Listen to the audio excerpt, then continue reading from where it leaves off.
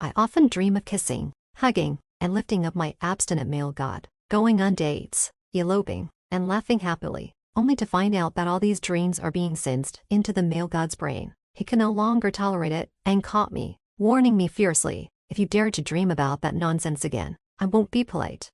On a bright morning, just as I was stretching and savoring the dream of being in love with the male god from last night, he walked in with a serious face. My mom even cheerfully helped him close the door. I panicked, pulling the blanket over me while looking at the stern yet handsome male god, swallowing nervously. "Venus, I need to ask you something," the male god said, his lips as thin and red as willow leaves. "What's up?" I asked, trying to sound calm, using his nickname. His real name is Nick, my childhood friend who went abroad for college and has just returned recently. As soon as he came back, I went to see him, and to my surprise, he was even more handsome than before. Standing at 6 feet 1 inch with that aloof and arrogant face, he's simply irresistible. As the saying goes, you dream about what you think about during the day, and I almost dreamt of Nick every few days, from dating to getting married, from kissing to eloping, every kind of dream imaginable. So when Nick came to find me, I was extremely flustered. He stared at me, his eyes seemingly covered with a layer of ice, his lips moving as if he wanted to say something but didn't.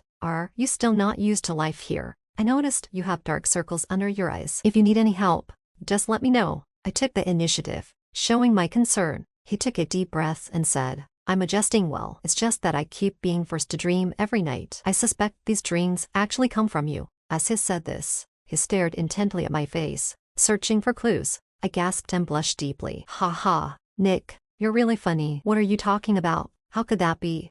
"On Monday, you dreamed that I kissed you secretly in the classroom while the teacher was still lecturing. On Wednesday, you dreamed that we were hugging on the slide in the park, kissing while sliding down, and you even wanted to spin around while kissing. Last night, you dreamed that I tackle you in a black suit." Nick's words were like a death sentence to me, and my sense of shame exploded. How could this be happening?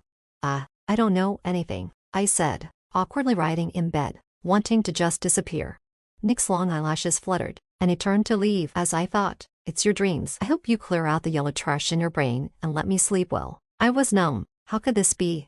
Why is it that my dreams are syncing with Nick's brain? 360-degree live broadcast. Right. "Venus, why did Nick suddenly come to find you? Did he fall for you?" "Let me tell you, Nick is amazing. He received some award in Germany. My mom came over, gossiping and hoping I would marry Nick on the spot. I was on the verge of tears." "Mom, stop asking. Nick wants to kill me." "What nonsense are you talking?" Nick left with a smile. "He clearly enjoys himself and must be in love with you." My mom hit me lightly. I didn't believe it. Nick is so mad. How could he be smiling? His mom even said, "He's not interested in women right now, and only wants to focus on his career. There's no way he loves me." My mom gave me a flick on the head. "Speak more politely. Nick likes gentle women. I've already asked around, so you need to be more elegant in the future." Okay, Mom, please prepare breakfast. I'm hungry." I rubbed my stomach. After breakfast, I started my latest dream, playing games. After graduating from college, I was brutally beaten by society. Several bosses I encountered even tried to hit on me, so I angrily moved back home. Of course, not entirely. I started a side gig as a live streamer to make a living by playing games. Today, the viewership was still dismal, probably because I didn't like showing my face. While fighting monsters in the game, I suddenly received a rocket, $1,000.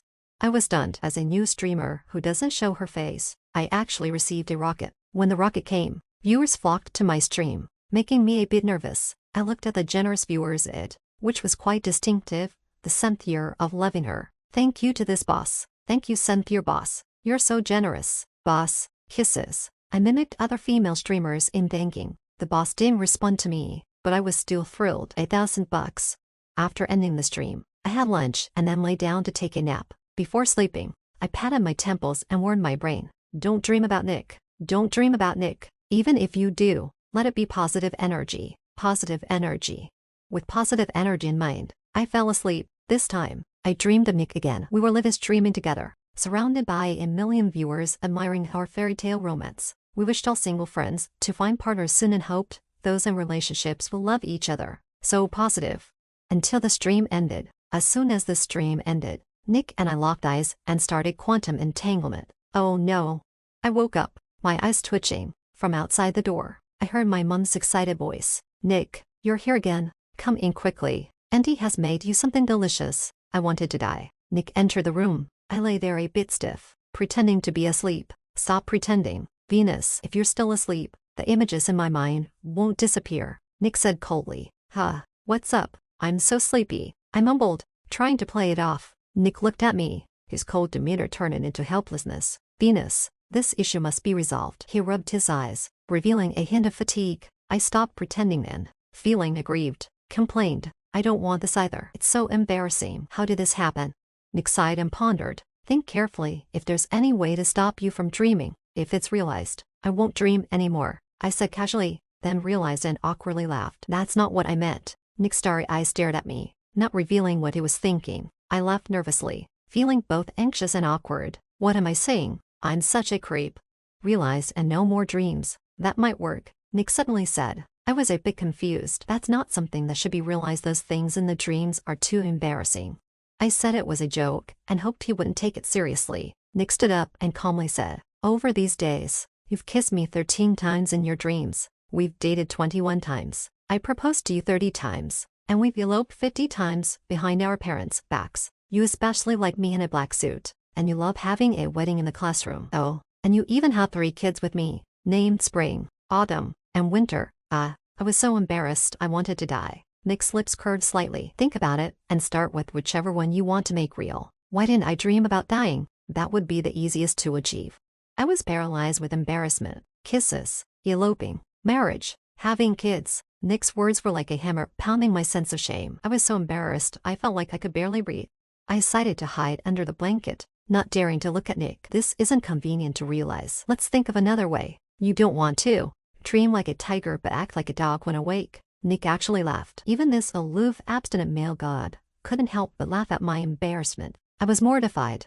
I buried my head in the blanket and timidly said I was willing, but it was too embarrassing. I felt sorry and wanted to just cover myself and die. Nick went silent. I blushed, feeling so suffocated that I had to pull back the blanket to see Nick's cool eyes. He sat on the edge of the bed, looking at me, and lightly clicked his tongue. Can't hold it in anymore. I wanted to cover myself, but Nick was too close, and I could smell his masculine scent.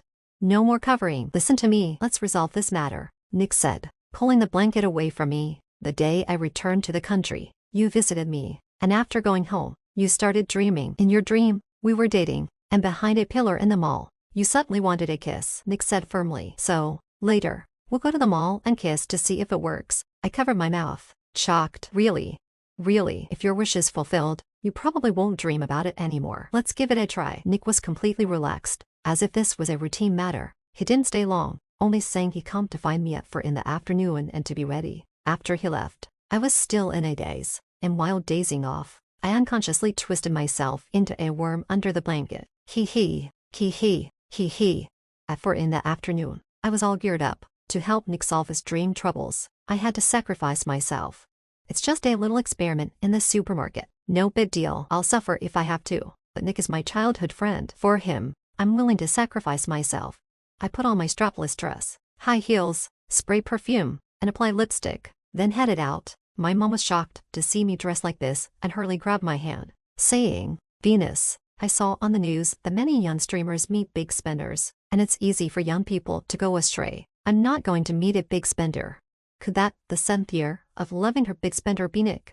I reassured my mom not to worry, saying I was just going to see a friend and would be back soon. Only then did my mom let me go. As soon as I got downstairs, Nick was already there. He was wearing a black suit, and that aloof yet stunning look made me gulp. An abstinent man is so captivating. If only he adjusted his collar a bit more. Nick did adjust it, casually and effortlessly. I nearly had a nosebleed. Nick looked at me with confusion. What's wrong?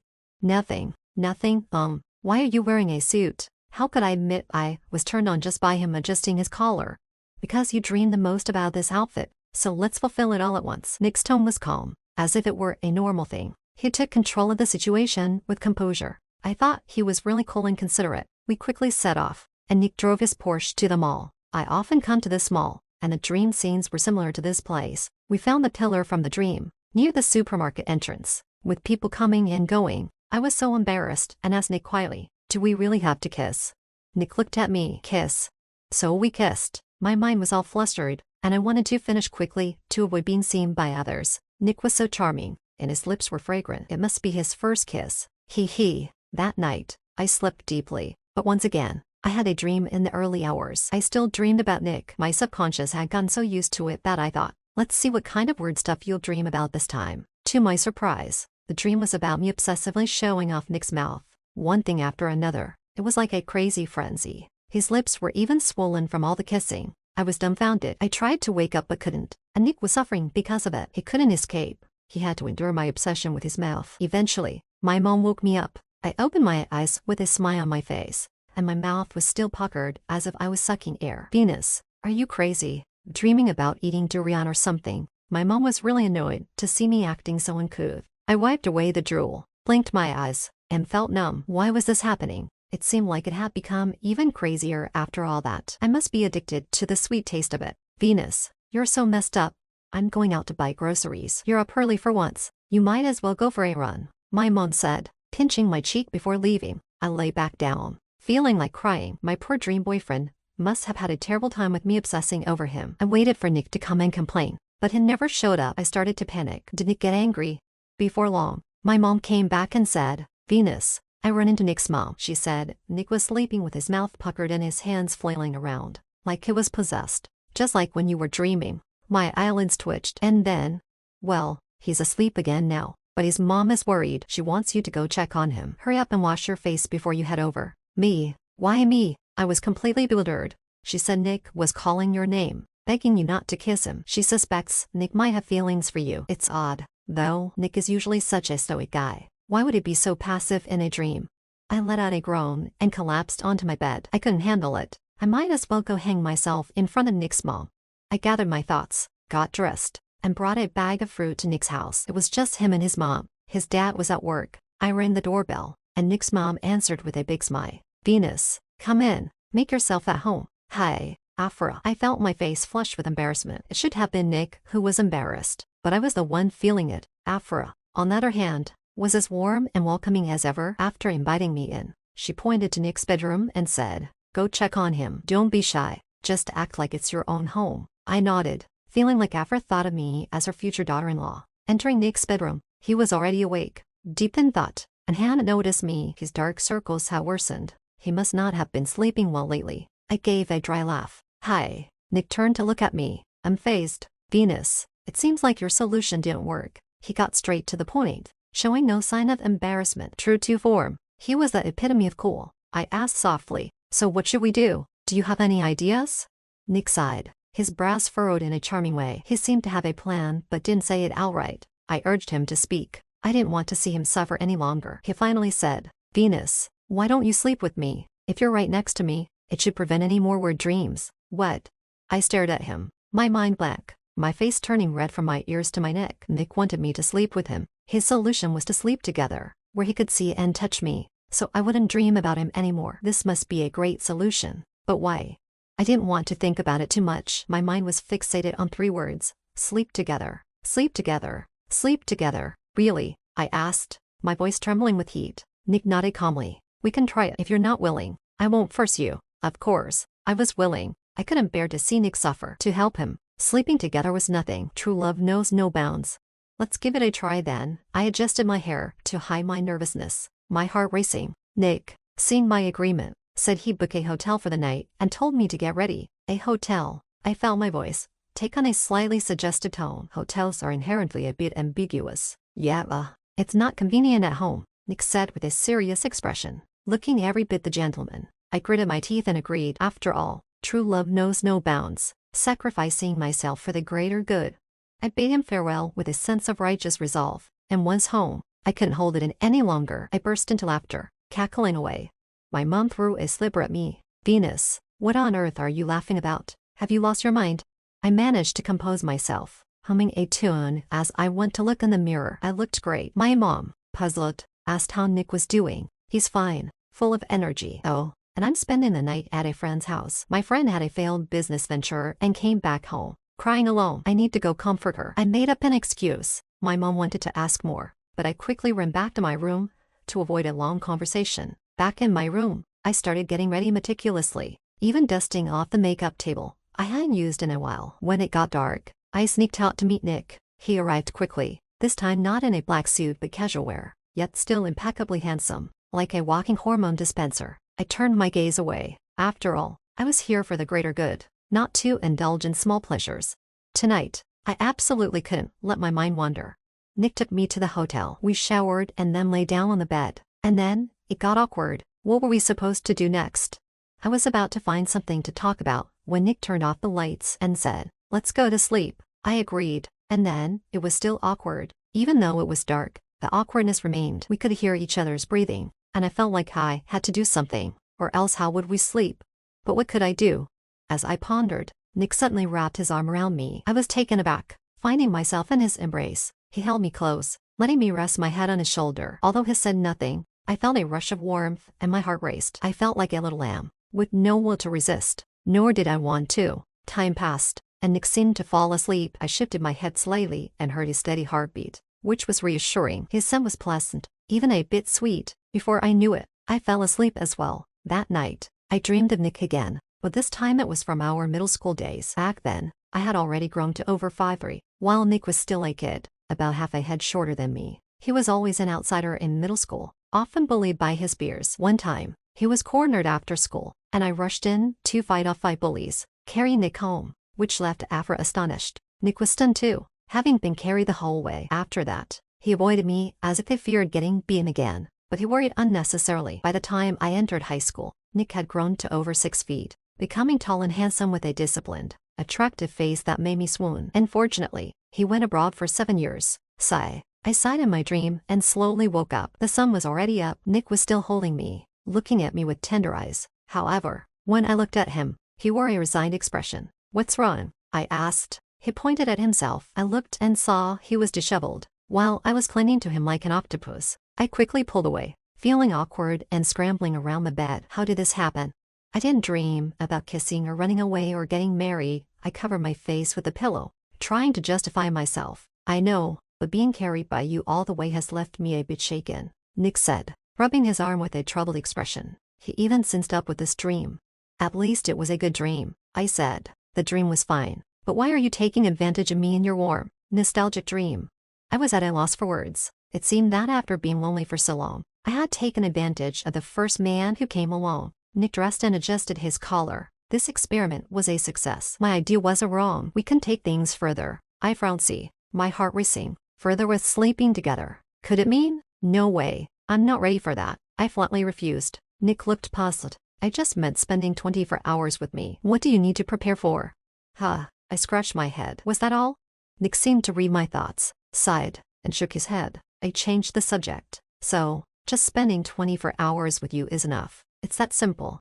If I'm around you, and you can see and touch me, you won't have strange dreams." Nick explained his theory. I thought about it and realized he was right. After spending the night together, having me so close, the dreams were indeed much purer. We agreed to spend more time together in daily life. After all, I was unemployed, so I might as well spend all my time at Nick's place. Afra was all smiles, looking at me like I was her future daughter-in-law. And it was true. Being together all the time, I stopped having weird dreams, and Nick felt more at ease. His career also started to pick up. I learned he was researching new energy and planned to start a related company. One day, after work, Nick came home with a stylish white-collar woman carrying a briefcase. She had a strong, professional vibe. I had just finished a live stream and saw Nick pouring tea for her. The woman said, "Nick's home is so cozy. I hope I'm not disturbing you." "No, we'll finalize the deal soon, so it won't take up much of your time," Nick replied, looking every bit the young, successful entrepreneur. I didn't interrupt Nick. It was normal for him to find business partners. I wasn't jealous at all. I was also tired from streaming, so I lay down on Nick's bed to relax and play on my phone. And then, I fell asleep. Once asleep, my dreams were filled with Nick, who was frantically trying to comfort me. "Venus, my dear, I love you so much. Don't be jealous." "Wah, Venus, she's just a business partner. I don't love her at all. I only love you. If there's any falsehood, I'll freeze instantly." "I love you so much. I turned into a werewolf for you. I go mad for you." I laughed in my dream, giggling away, waking up with a start. I Saturday up and saw Nick leaning against the door, staring at me in silence. I couldn't laugh anymore. I shrank back, feeling as guilty as if I'd cheated. "Hey." Nick took a deep breath and patted his head. "Venus, I've become a werewolf because of you, and I've gone crazy because of you." "Ah." I clutched my head and said anxiously, No, stop singing. Please stop." I once again mentally polluted Nick. He came over and said helplessly, "That woman is married now. Don't be jealous or daydream." I perked up with a smile. "I'm not jealous." "So, did you work things out? Are you on your way to success?" "We didn't reach an agreement." She left. "Why?" I was surprised. "Wasn't that white-collar worker happy?" "My mind is full of your dreams. I keep zoning out, and my expression might have been off. So she got angry." Nick explained. "He didn't even need to sleep. Whenever I dreamed, it sinks to his mind." I bit my lip and apologized. He shook his head. "It's fine. At the rate things are going, you'll stop dreaming soon. Today was just an accident." "Yes, aside from today's dream, I hadn't dreamed of Nick for several days. He was right next to me. I didn't need to dream about him. I just couldn't shake the feeling of being a burden to Nick." After going home, I thought long and hard and fell asleep again in a daze. This time, the dream was even more absurd. I dreamed Nick started a company and became a highly admired big boss. He was surrounded by beautiful women, and he enjoyed their company one after another while I sat there alone, crying. The dream felt so real that I woke up crying, my nose all stuffy. Opening my eyes, I found the room dimly lit. It was only 3 a.m. My phone buzzed with a text from Nick. "Venus, go to sleep. I have a meeting early tomorrow." I woken him up again. I typed out a lot of words, feeling distressed and guilty. But in the end, I only sent a simple "okay." I couldn't sleep, so I lay awake, trying to think of a solution. I couldn't keep torturing Nick. The dreams were getting more absurd, and it was making me feel terrible too. The next day, I went to find Nick, but he had already left for a meeting, and I had no idea what kind of meeting it was. Afra said it was an important meeting with government officials. I started to worry, not knowing if Nick had the energy for it. In the afternoon, Nick came back. He walked into the room with a furrowed brow, deep in thought, and didn't even notice me as he headed straight to the bedroom. Afra asked, "How did the meeting go, Nick?" "I fell asleep. I'll wait for the next opportunity. I need to catch up on sleep first." Nick lay down tiredly, still not noticing me. I felt empty and guilty. Afra invited me to dinner, but I declined. Back home, I sat Saturday for a long time, then packed up my things. I told my mom I was going to Los Angeles to find a job in the city where my alma mater is. My mom dropped her chopsticks in shock. "You hate working. Why go back? Let's dreaming is boring. I need to dive into the 996 grind. I want to be a hardworking worker." I joked, telling her not to worry. "And Nick, his mother said that with you around, he's completely different from before. He really likes you," my mom said earnestly. I shook my head. I felt that Nick didn't like me. He was just reluctantly sticking with me. The facts proved that sticking together only solved the temporary problem. My unstable mindset seriously affected Nick. Since sticking together didn't work, I decided to stay away by 1,000 miles, 2,000 miles, to defeat the synchronized dreams with distance. I left, hoping that distance would solve the problem with the dreams. I wanted to tell Nick, but he was always asleep. I left him a message saying I was going to Los Angeles for work, and hoped I wouldn't have dreams anymore. Nick replied in the evening, "Give it a try." A Saturday in the rental apartment, feeling a bit disoriented. Nick really didn't care about me. My sudden departure didn't seem to bother him. That night, I dreamed again. I dreamt of Nick constantly trying to cheer me up, making me so happy that my nose was sore. When I woke up, it was daylight. Nick hadn't sent me any messages. I smiled. He's not sending me a message, and he wasn't assisting with my dreams anymore. Otherwise, he would have messaged me in the middle of the night. Indeed, distance can defeat synchronization. But I smiled and felt terribly sad. Huddled under the covers, not wanting to move. I didn't want to look for a job. My mom had already said she would handle the rental for the 3 shops at home, so I wouldn't starve. But I came out anyway, feeling lost and aimless. After resting for a long time and eating well, I decided to start live streaming. Otherwise, being alone was too lonely. The stream had a decent number of viewers. Perhaps it was because my voice and appearance were not bad, and I was good at gaming. Some wealthy viewers often tipped me, and I could support myself through streaming. Near the end of the stream, the top supporter, 7 years of secret admirer, suddenly appeared and tipped me $10,000. Afterward, he messaged me privately, "You don't seem happy today. What's wrong?" He was a bit special. Most people who message privately are just asking about payment or price, but he could tell I wasn't happy. I replied politely, saying I was in a bad mood but would be happy next time. "Okay," he responded briefly. Every day after that, the top supporter would tip me, usually starting at $10,000. He would occasionally message me to ask how I was doing. He was always polite, neither enthusiastic nor arrogant. I told him I was doing well, always fine. He just said, "Good." 2 months after leaving home, my mom video called me and said Nick was now very busy, running around everywhere, even meeting with government officials. I was glad Nick was finally free from distractions, and his career was taking off. He's busy because he's successful. That's impressive. I praised Nick, eating cherries. My mom responded with a hint of curiosity. Have you and Nick fallen out? If it doesn't work out, maybe find someone else. Are there any handsome guys in Los Angeles? I said we hadn't fallen out. Nick didn't like me. There was nothing to fall out about. My mom didn't believe it, insisting that Nick really liked me. I sighed, knowing that I was the one who troubled Nick with my dreams all along. After I distanced myself, he had taken off. If he likes me, why hasn't he contacted me in 2 months? I asked my mom while continuing to eat cherries. My mom was surprised. He hasn't contacted you at all. Has he sent any messages?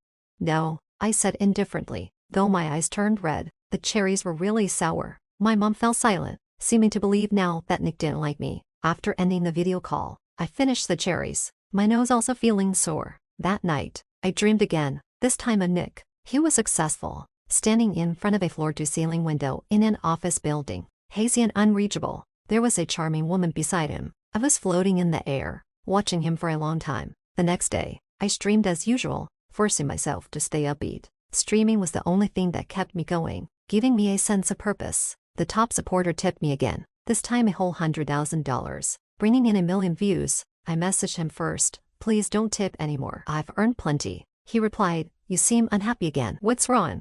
He noticed my unhappiness again, even though I had been smiling and gaming. How did you figure that out? Do you have a sixth sense? I joked. Just a feeling, he answered, and was silent for a long time, before sending a new message. I'm very lonely. I want to meet you. I was stunned, not knowing how to react. This top supporter, who had tipped me possibly over $1 million, now wanted to meet me. After thinking it over, I told him I could have dinner with him, but wouldn't do anything else. He agreed immediately. That night, I couldn't sleep. I was going to meet the top supporter, and although it was just for dinner, my emotions were complicated. I pulled out my phone, staring at Nick's contact picture, lost in thought. I wanted to talk to him, but he didn't like me. Whether it was kissing, sleeping together, or sticking together every day, it was all his reluctant actions. He only stuck with me to avoid my dreams. Since I came to Los Angeles, the dreams had stopped syncing, and he hadn't even sent a message. I put my phone down, feeling empty. Damn dreams.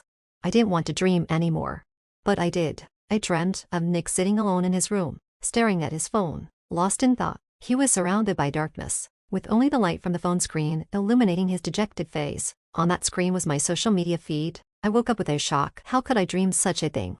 It was too real. Why was Nick in that state? Overwhelmed with emotions, I reached for my phone, imagining Nick sitting in the dark, lonely, looking at my feed. Intense feelings surged, and I felt heartbroken. I wanted to talk to him. Just as I grabbed my phone, a message arrived. Venus, I can't sleep. It was from Nick. I only glanced at it before he retracted the message as if nothing had happened. I immediately realized that the dream might be real. Nick couldn't sleep. He was sitting in the dark, looking at my feed, waiting for my message. What a fool. I called him on video. He answered, his face looking dejected in the dim light. Still handsome but lacking energy. I looked at him, and he looked at me, speechless. After a while, he said, I sent the wrong message. How have you been lately? This line was so familiar. The top supporter asked me almost every day. I suddenly realized and exclaimed, the top supporter is you. Nick immediately shook his head. It's not me. He answered too quickly, revealing the truth. Who else could it be? I started crying and asked if he was stupid. What was he doing? Nick, I'm willing to face the camera, turned it towards the ceiling, his voice a bit hoarse. You're going to meet the top supporter. Do you want to fall in love? Fall in love? He tipped me over $1 million, and I'm just having dinner with him. What's the big deal? And the top supporter is Nick. You're such an idiot. What's wrong with you? I yelled at him. Nick let me yell for a while before asking, are you still dreaming? Do it. I dream about you every night. You big idiot. I yelled at him. Nick finally faced the camera, his eyes red and filled with hurt. I've been dreaming about you for 7 years. When I went back to my country, I finally stopped dreaming about you, but now you're dreaming about me again. I was stunned and asked him why he had been dreaming about me for 7 years. Since that day in middle school when you carried me back home, I started dreaming about you. I didn't understand why, so I kept avoiding you. When I went to Germany, it got out of hand. I kept dreaming about you. Venus, I always dream about you, Nick said hoarsely, his hair in disarray and his eyes red and swollen. Why didn't you say anything sooner? My voice was a bit hoarse, and my emotions were out of control. Embarrassed, Nick said stubbornly, pressing his lips together. I was furious. Embarrassed? Can you be more embarrassed than me? You're a stoic. Chisel God, and you're such a stubborn mule. Just wait, I'll show you how I'm going to deal with you, I said, and stormed off. I was going to kill him. I booked a flight that night and left at the crack of dawn. When I got home, I tossed my luggage aside and rushed over to Nick's place. Afra, who had just finished dancing in the square, was surprised to see me. Venus, you're finally back. Nick has been in such a bad state these past 2 months. During the day, he forces himself to focus on work, and at night, he often sits alone all night. I felt a pang of sympathy, but was also angry. I stormed into Nick's room. He was sleeping, his messy hair softening the usually sharp features of his face, and he even had a slight smile. Afra saw this and said happily, "It's been a long time since he slept so peacefully. Could it be that he knew you were coming back?" Yeah, he knew. I really wanted to punch him. Afra asked me to keep an eye on Nick while she went to cook. When the door closed, the room was filled with a warm, dim light. I sat her down on the edge of the bed, looking at Nick's face, feeling a mix of anger, joy, and happiness. I was suddenly exhausted. I lay down on the edge of the bed and fell asleep, dreaming again. In my dream, Nick was carrying me to bed, his voice full of affection as he expressed his longing. It made me melt. When I woke up, I lay in bed with the feeling of that dream still lingering, making me feel all tingly. Nick was lying on his side, watching me with a gaze full of tenderness. I looked at him and threw a punch. He covered his face in complaint. "Why did you hit me?" "Just because. I don't like you." I was still angry, and the more I thought about it, the angrier I got. Nick blinked, got out of bed, and went somewhere. I asked him what he was doing, and he told me to wait, wrapped in a blanket. I watched him suspiciously. He took a shower, dried his hair, and put on a black suit. When he appeared again, he looked like a perfect stoic god, with his features, physique, and aura all impeccable. I admit, I was mesmerized again, but I wasn't buying into it. I absolutely wasn't.